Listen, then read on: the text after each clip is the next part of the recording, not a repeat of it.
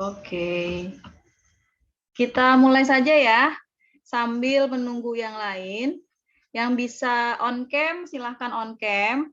Yang nggak bisa, sedang berhalangan, boleh off cam, tapi tetap menyimak apa yang saya sampaikan.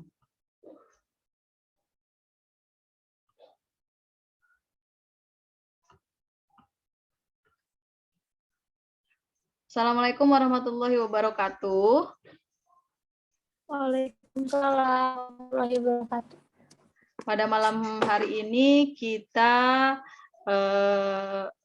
sudah berada dalam pertemuan keempat, yaitu tepatnya tanggal 15 Oktober 2021. Kita malam ini akan membahas mengenai komunikasi dalam kewirausahaan.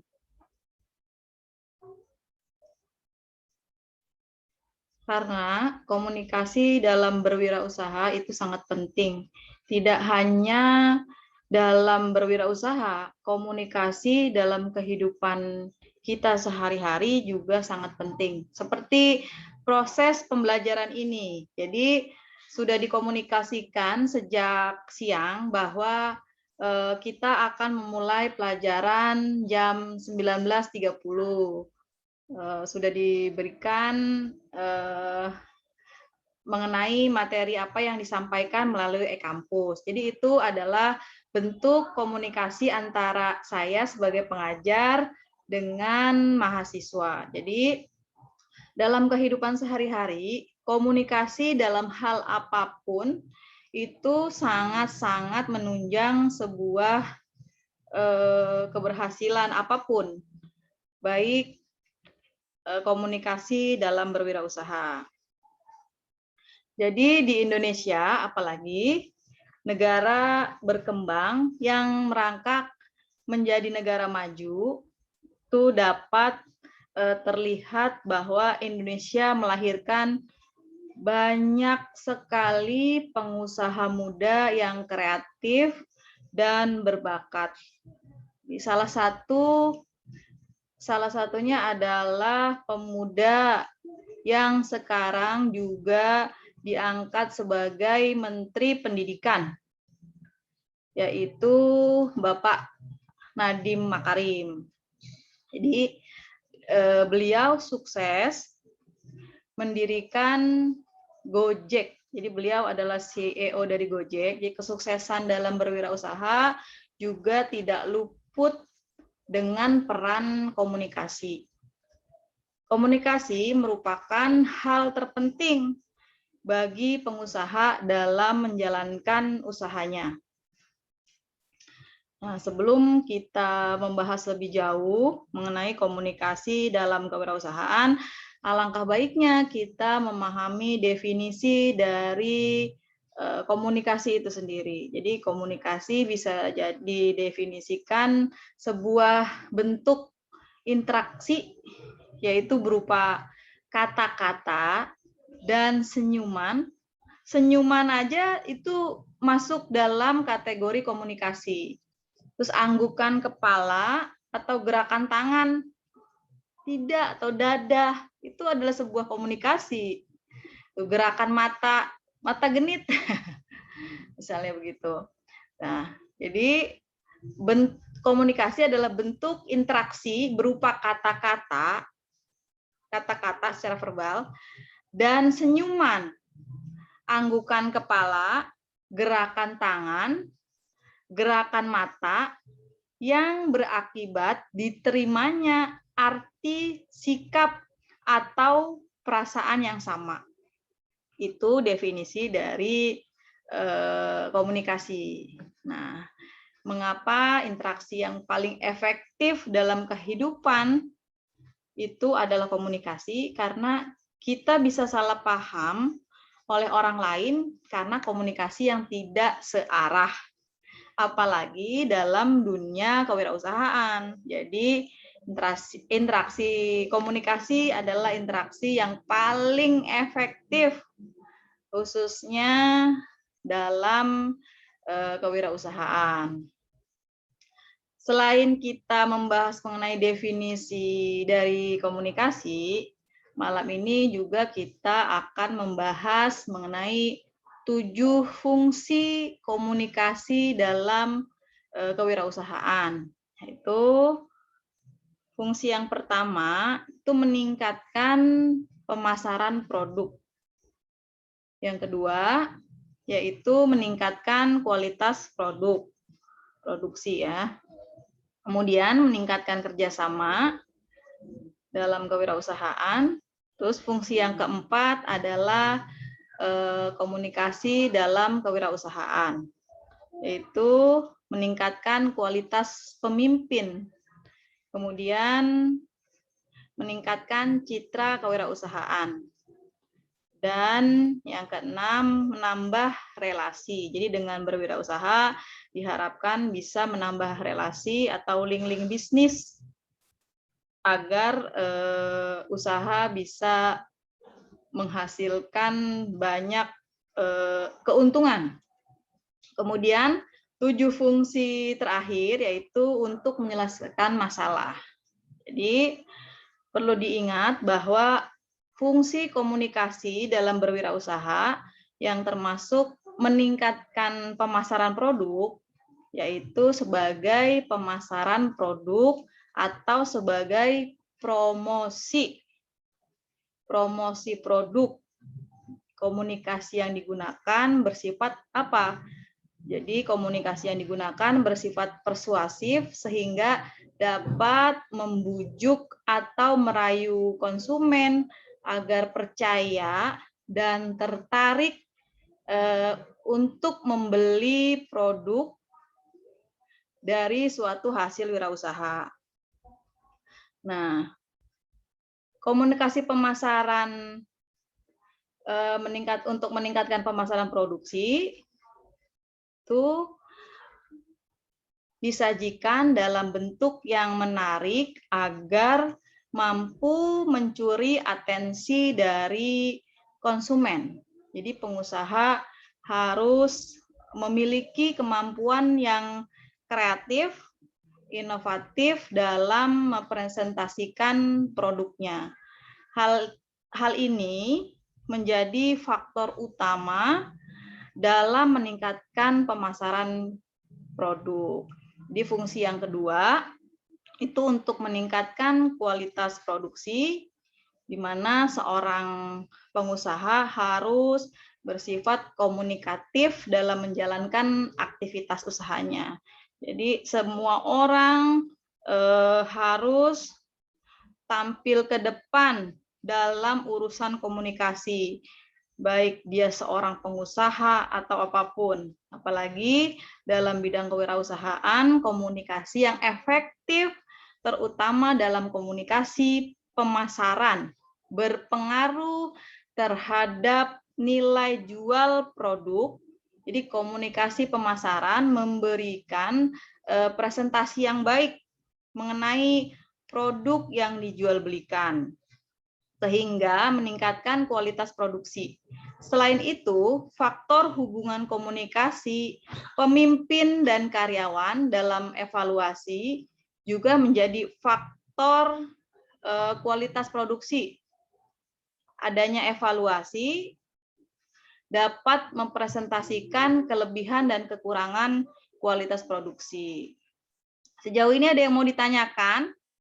Sebelum kita membahas mengenai fungsi ketiga dari komunikasi dalam berwirausaha, Mbak Putri mau ada yang ditanyakan?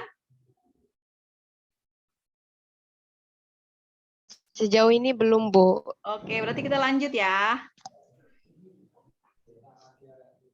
Nah, untuk fungsi yang ketiga yaitu meningkatkan kerjasama, di mana komunikasi yang baik dapat memudahkan seseorang pengusaha menjalin kerjasama dengan pengusaha lainnya.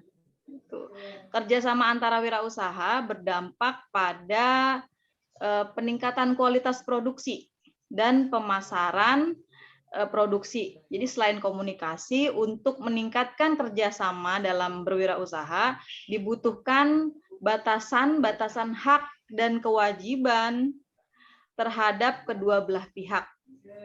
Nah, yang keempat, fungsi komunikasi dalam kewirausahaan yaitu meningkatkan kualitas pemimpin. Jadi pemimpin yang sukses dalam menjalin hubungan komunikasi yang baik pada siapa saja. Pemimpin yang dapat mempresentasikan produknya dengan baik akan memberi kepercayaan kepada konsumen.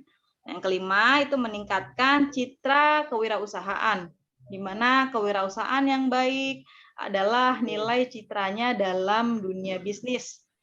Artinya, seorang pengusaha harus meningkatkan citra kewirausahaan yang dibangun dengan campur tangan pihak internal, yaitu karyawannya. Jadi, seorang pengusaha, dia tidak bisa berdiri sendiri, dia juga harus punya komunikasi yang baik untuk meningkatkan citra kewirausahaan bersama pihak internal, yaitu karyawannya sendiri.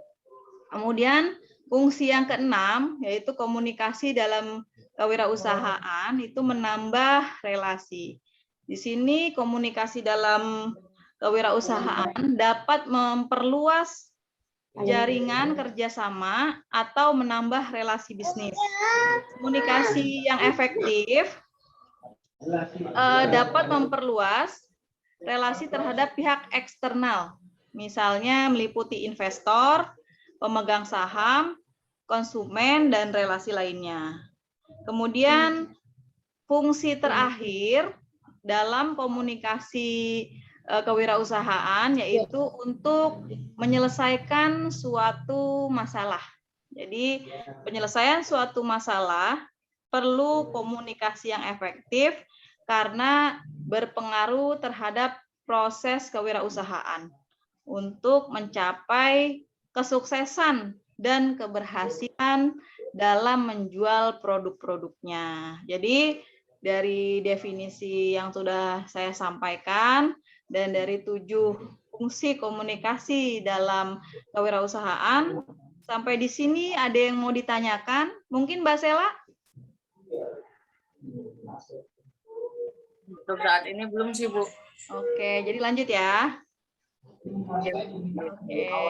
Nah, bahasan terakhir malam ini yaitu mengenai hambatan komunikasi. Jadi setelah kita membahas mengenai fungsi dari komunikasi itu sendiri,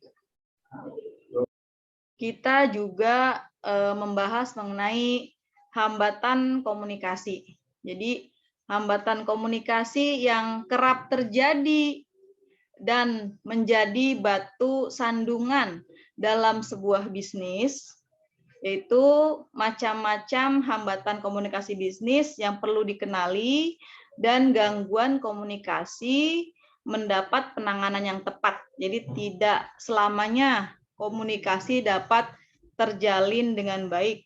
Ketika muncul hambatan, kita perlu segera mengatasinya agar masalah tidak melebar kemana-mana.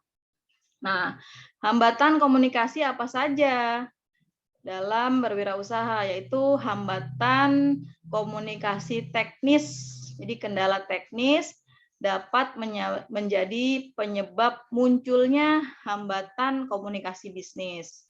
Kemudian hambatan komunikasi semantik. Dan yang ketiga adalah hambatan komunikasi manusiawi. Kemudian hambatan komunikasi terkait kultur perusahaan. Nah, jika kita lihat bahwa hambatan komunikasi teknis, kendala teknis, berpengaruh oleh kondisi lingkungan teknis yang menimbulkan hambatan pada arus komunikasi. Jadi sehingga komunikasi yang dibangun menjadi tidak efektif dan efisien, bahkan bisa jadi kesalahpahaman dalam komunikasi. Jadi hambatan komunikasi bersifat teknis ini mencakup ketersediaan fasilitas komunikasi, misalnya peralatan, teknologi, dan jaringan yang dibutuhkan. Jadi hal teknis tersebut termasuk dengan ke siapa orang-orang yang terkait untuk melakukan komunikasi. Nah, menggunakan metode dan media komunikasi yang disepakati, misalnya contohnya dari hambatan teknis dalam komunikasi antara lain keterbatasan alat utama maupun pendukung untuk melakukan komunikasi. Misalnya komunikasi jarak jauh. Komunikasi jarak jauh dengan menggunakan smartphone dan jaringan internet. Jadi dibutuhkan perangkat yang memadai untuk smartphone. Nah, dibutuhkan perangkat yang memadai untuk melakukan komunikasi yang efektif. Apalagi untuk pengiriman dokumen maupun gambar-gambar yang dibutuhkan. Jadi jika daya ponsel lemah atau jaringan internet tidak stabil, maka komunikasi akan terhambat. Selain itu, keterbatasan dalam hambatan komunikasi teknis ini batasannya dapat terjadi juga jika pengiriman maupun penerima, jadi pengirim maupun penerima informasi belum menguasai penggunaan dari perangkat yang digunakan. Jadi seperti gaptek gitulah ya. Jadi gagap teknologi. Untuk mengatasi gagap teknologi, jadi diperlukan pelatihan teknologi, komunikasi perlu diadakan secara berkala. Jadi jangan lupa untuk memberi ruang konsultasi jika ada pertanyaan maupun saran dari karyawan sebuah perusahaan, jadi agar iklim komunikasi dalam konteks profesional bisa tetap nyaman. Kemudian hambatan komunikasi sematik di sini hambatan yang terjadi dalam proses penyampaian informasi dari pengirim kepada si penerima. Hambatan ini terkait penggunaan bahasa dan pemahaman penerima informasi yang berbeda. Jadi maksudnya pengirim informasi sehingga terjadi miskomunikasi, nggak nyambung gitu loh ya, antara pengirim dan penerima. Di hambatan sematik ini kerap terjadi karena alur komunikasi yang tidak jelas, tidak adanya standar dalam pengiriman informasi, walaupun perangkat teknis atau media yang digunakan sudah layak. Namun, hambatan komunikasi masih dapat terjadi jika isi pesan itu sendiri dapat mengundang mispersepsi antara si penerima dan si pengirim dan si penerima. Nah, cara mengatasinya bagaimana? Cara mengatasi hambatan ini yaitu dengan menerapkan standar dalam komunikasi. Jadi alur komunikasi antara divisi pun sebaiknya dibuat jelas dan runut agar terhindar dari kesalahpahaman. Nah, kemudian hambatan yang ketiga yaitu hambatan manusiawi. Hambatan manusiawi di sini bersifat manusiawi, tidak dapat dipungkiri bahwa setiap orang memiliki latar belakang, usia, pendidikan, dan pengalaman masing-masing yang berbeda. Jadi hal tersebut dapat memberikan pengaruh pada persepsi, pemahaman, serta daya tangkap saat mengirim maupun menerima informasi. Jadi setiap orang kan IQ-nya beda-beda. Untuk setiap orang punya pemahaman yang berbeda. Misalnya si A lebih cepat paham, si B lama pahamnya, itu merupakan hambatan dari hambatan komunikasi yang bersifat manusiawi.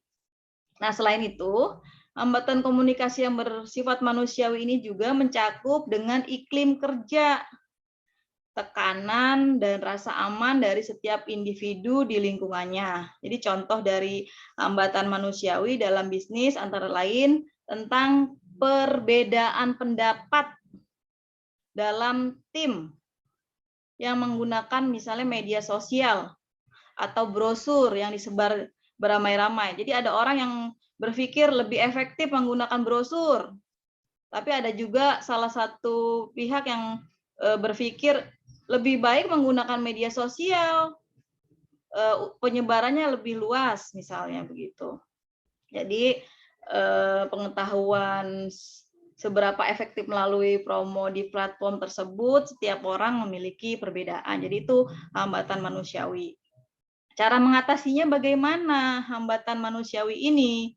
Yaitu dengan mengkomunikasikan, jadi dengan memberikan iklim psikologis yang kondusif di tempat kerja. Jadi gap usia antara setiap orang dan sosial dapat diatasi dengan interaksi komunikasi yang lebih sering satu sama lain agar saling paham. Jadi maunya sebaiknya gimana. Jadi itulah yang merupakan kerja tim. Jadi hambatannya itu bisa diatasi dengan adanya kesepahaman antara kerja tim.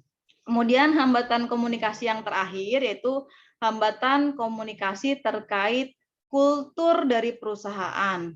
Jadi kultur perusahaan juga dapat berpengaruh pada munculnya hambatan komunikasi. Kultur perusahaan yang terbentuk secara tidak langsung dapat membuat komunikasi tidak efektif dan efisien. Jadi struktur organisasi yang rumit bisa menjadi salah satu hambatan dalam komunikasi terkait kultur perusahaan. Perusahaan dengan kultur komunikasi yang tertutup juga salah satu hambatan komunikasi. Misalnya ada gap antara atasan dan bawahan, walaupun memang dalam perusahaan itu wajib saling menghormati, jadi saling memahami apa yang memang menjadi kewajiban dia sebagai seorang pengusaha misalnya.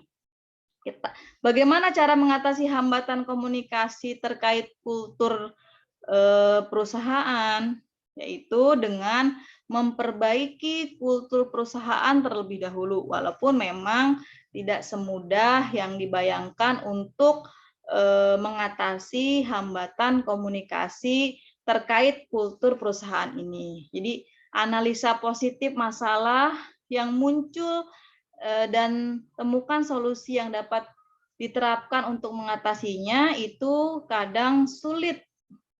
Jadi berbagai masalah yang terjadi dalam sebuah bisnis, kadang kala ujung pangkalnya adalah hambatan komunikasi.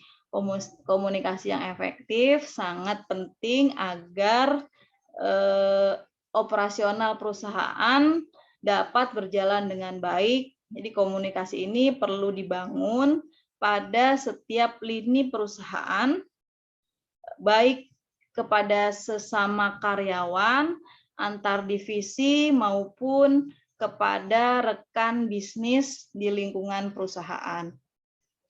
Nah, untuk malam ini saya cukupkan pembahasan mengenai komunikasi dalam perusahaan. Adakah yang ingin ditanyakan? Monggo jika ingin ada yang ditanyakan.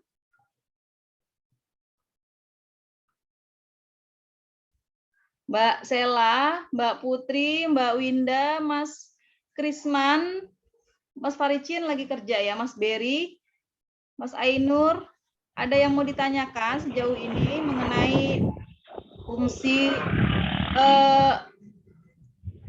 komunikasi dan hambatannya dalam kewirausahaan?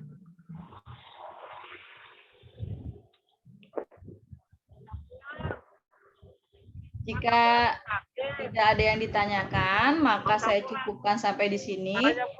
Setelah ini, kemarin kan 27 udah sama bensin setelah ya. ini akan saya 27. share di YouTube mengenai isi materi dari perkuliahan ini. Boleh disimak lagi nanti bagi yang kurang jelas di YouTube. Linknya akan saya share setelah saya mengupload di YouTube. Boleh dinyalain videonya semua untuk absen online malam ini? Mbak Winda?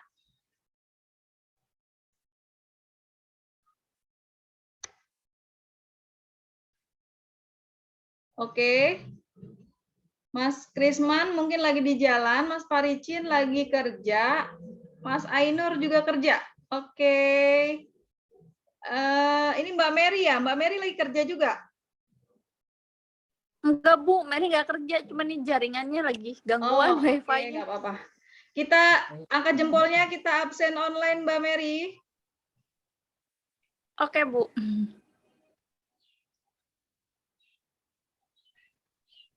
Oke, terima kasih. Saya cukupkan ya kuliah malam ini. Nanti kalau kurang jelas boleh lihat di YouTube channelnya atau bisa berikan pertanyaan.